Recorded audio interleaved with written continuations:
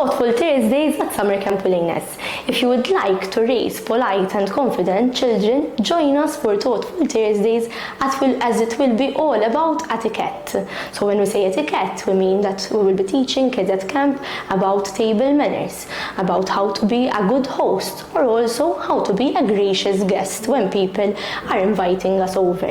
We will be doing this through various activities and hands-on crafts such as gift making. So we'll be teaching kids how to do homemade gifts and also highlighting the importance that when we are gifting someone a gift, we keep in mind the likes or dislikes of the other person.